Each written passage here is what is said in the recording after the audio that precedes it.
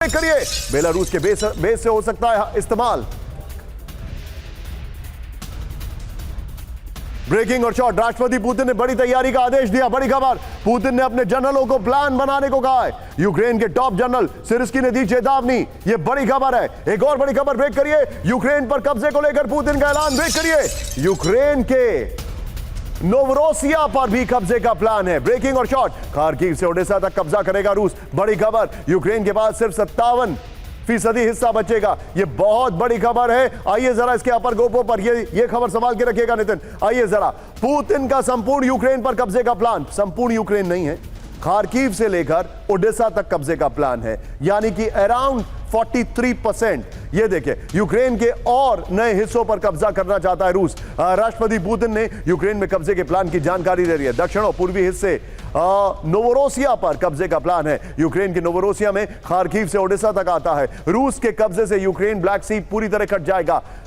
एक बार हमारे जितने भी दर्शक हैं, नितिन एक बार आइए जरा, इस बिग वॉल को मैं दिखाता हूं और यही वाली ब्रेकिंग और शॉट बगल में चलाते रहिएगा।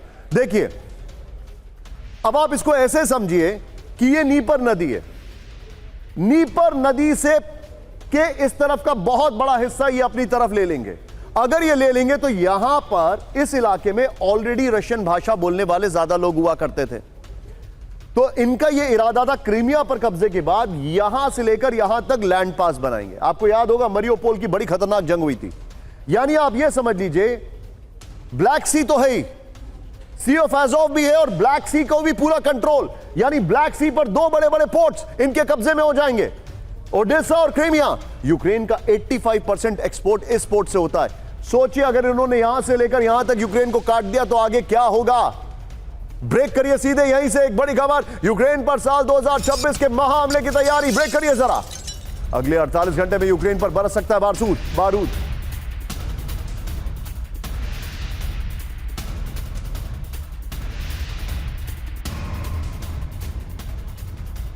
आशकारी मल्टी स्टेज हवाई हमला। ब्रेकिंग और शॉट, यूक्रेन के मॉनिटरिंग चैनलों ने दी दिल दहला देने वाली चेतावनी।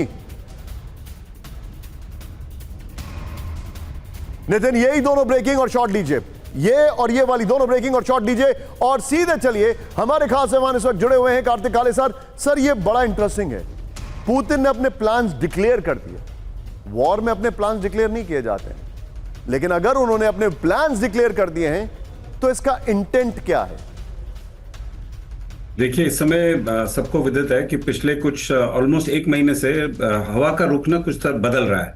दैट मीन्स रूस की जो जनशक्ति की स्ट्रेंथ, उसकी जो आर्मी थल सेना की स्ट्रेंथ और उसका जो जमीन को पकड़ने का जो इरादा था वो सक्सेसफुल था।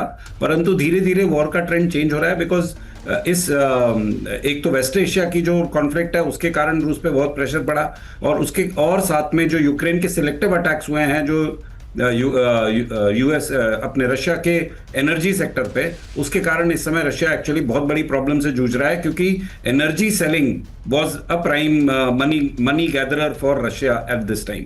तो ये दो जो प्रॉब्लम्स हैं उसके लिए एक्चुअली इस समय पुतिन के पास कोई ऑप्शन नहीं है but to go on the table. पर टेबल पे जाने के लिए पुतिन को बार्गेनिंग के लिए कुछ ना कुछ चाहिए।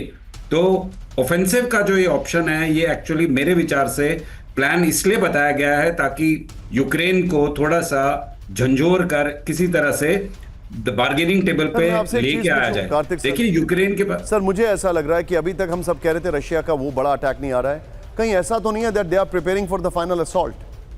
देखिए, यस इट कुड बी। देखिए, क्या होता है कि लड़ाई में हमेशा दोनों चीजों को देखना पड़ता है।